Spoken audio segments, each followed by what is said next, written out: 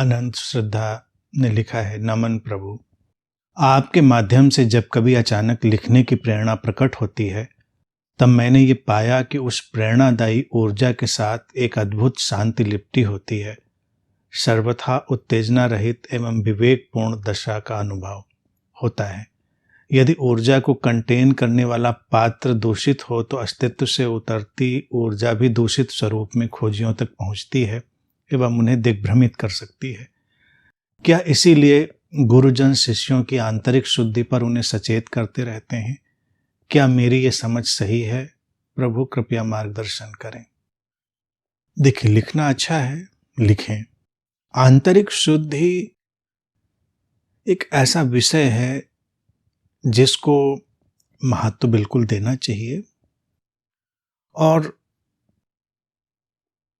लिखने वाले के लिए एक ही चीज, अगर हम लिखना चाहते हैं और लोगों तक पहुंचाना चाहते हैं बात को, इंटेंशन। शुद्धि और क्या करेगा कोई? ध्यान में घंटों बैठ लाएगा तो शुद्धि हो जाएगी, तमाम अच्छे शब्द सीख लेगा, टर्मिनोलॉजी सीख लेगा तो शुद्धि हो जाएगी।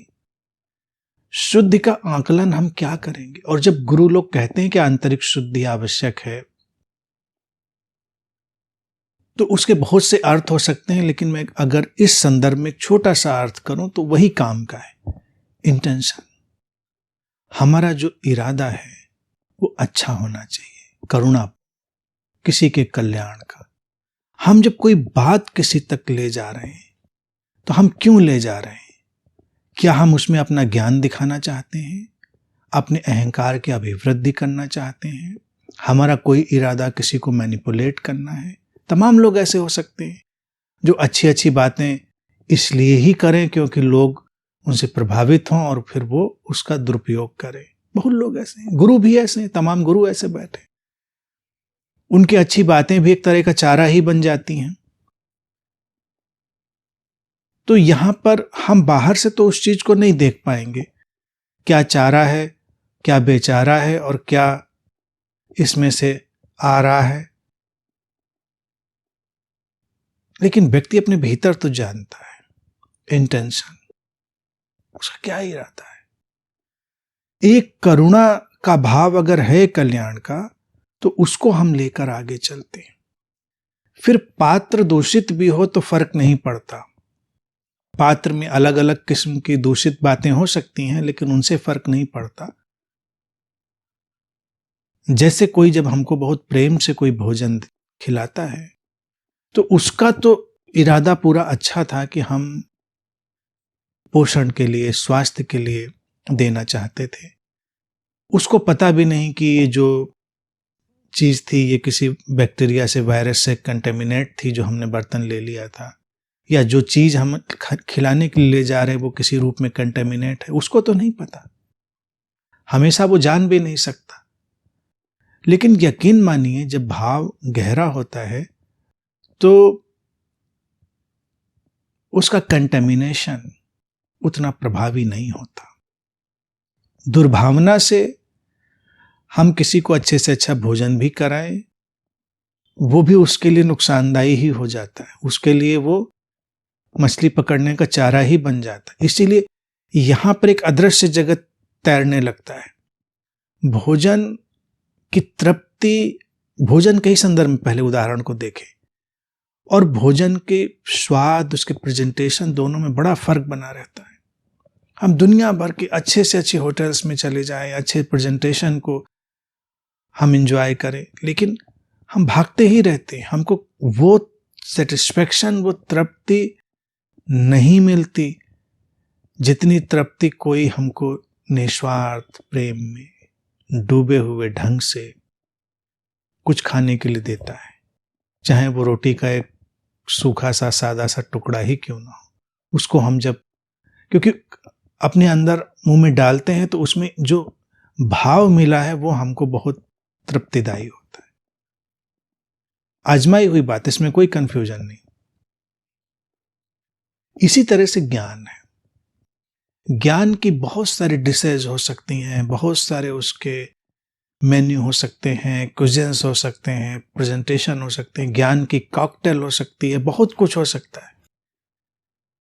लेकिन अगर पीछे का इंटेंशन ही नहीं ठीक है तो अंततः वो बीमार बनाएगी, अंततः वो लोगों को दिग्भ्रमित करेगी। निसंकोच अपना काम करना चाहिए। जैसे पिछली बार अनंत श्रद्धा ने ही एक बात उठाई थी, अच्छी थी, मैंने उसको वेलकम भी किया था, अनंत उपनिषद। तो मैंने कहा कि देखिए 2 तरीके होते हैं। एक मान लीजिए मैं बात कह रहा हूं तो उसका अपना ढंग है, अपना फ्लेवर है, लेकिन फिर उसी बात को जो अलग अलग लोग सुन रहे हैं वो क्या समझ रहे हैं, उनके भीतर क्या अंतर्दृष्टि आ रही, वो एक ढंग हो गया। फिर लोगों के पास इस सब को समझने के बीच में बहुत सारी ऐसी कहानियां, किस्से, ऐसे प्रेरणादायी बातें हो सकती हैं जो अनेक रास्ते पे चलने वाले लोगों के लिए हितकर हो। तो मैंने कहा अलग अलग लोग लिखें उसको, निसंकोच।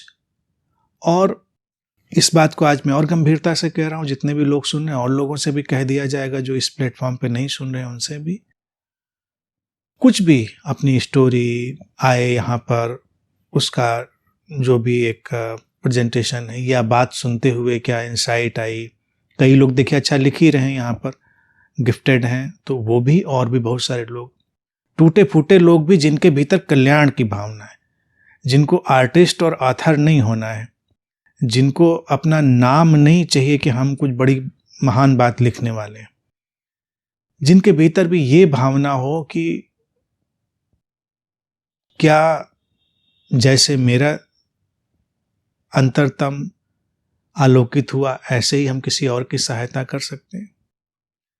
तो उस भाव से वो अपनी बातें लिखें, उनको कलेक्ट करें, फिर अंत में उनको मेरे पास आने दें, तो उनको फिर स्प्रे मार के डिसइंफेक्ट कर दिया जाएगा। तो पात्र की जो अशुद्धियां वो शुद्धियां थी तो वो सब खत्म हो जाएंगे, उनकी कोई चिंता ही करनी नहीं। फिर एक बार उसको स्कैनर से गुजार देंगे और सारी अशुद्धियां खत्म, फिर उनको डिस्प्ले के लिए यूज किया जा सकता है। और अनेक अनेक रूपों में इसका यूज फिर हम लोग क्रिएटिवली सोचते हैं क्या कर सकते हैं, बुक के फॉर्म में या ई बुक के फॉर्म में या ई मैगजीन के फॉर्म में, किसी फॉर्म में हम लोग कर सकते हैं, क्योंकि किसी और की कहानी, किसी और की इंसाइट कई बार जो को ट्रेवलर होता है उसके ज़्यादा काम की हो जाती है।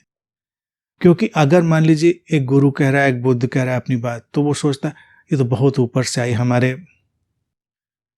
दायरे में पता नहीं कितनी काम करेगी। लेकिन जब उनके साथ चलने वाला ही कोई बात सामने रखता है, अपनी सुलझती हुई गुत्थियों, अपने भीतर के अंधेरे के समाप्त होने की जो यात्रा उसको रखता है, तो लोगों को कई बार ज़्यादा समझ में आ जाता है, तो एक उपयोग हो सकता है।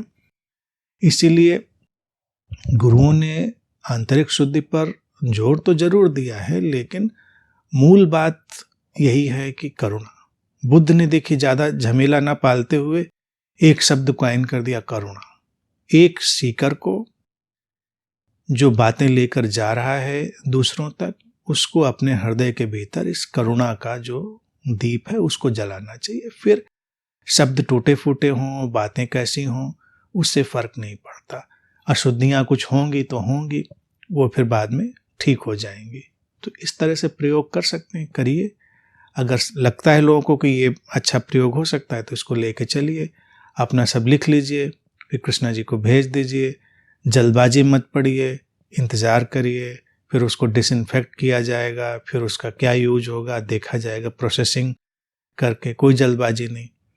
और ये भी सतर्कता रखिए कि कृष्णा जी के लिए बहुत ये तनाव का काम हो जाता, तनाव इन द सेंस कि इतना सब मटेरियल आना, फिर उसको संभालना, रखना, फिर मुझ तक पहुंचाना, तो उसमें आए बाएं साएं कहानियां कोई भी ना भेजे कि नहीं नहीं हम भी इसमें ज़रूर अपना भी लिखेंगे। तो जिसको लगता है हम लिख सकते हैं, और जिसके दिल में इंटेंशन अच्छा है वो। तो ये ईर बीर फत्ते वाला काम इसमें ना करें कि ईर गए ईर रहा, बीर गए बीर रहा, फत्ते गए तीन रहा, और हम हो पकड़ लेने एक छोटे से पगडंडिया। तो कोई सोचे कि ठीक है, ईर भेजी नीर कहानी, वीर भेजिन वीर और फत्ते भेजिन 3, तो हम एक छोटी सी अपनी भेज दी। तो उसके लिए थोड़ा इंतजार करें, जो सार्थक हो उसको भेजें, फिर इस पर हम लोग आगे काम कर सकते हैं।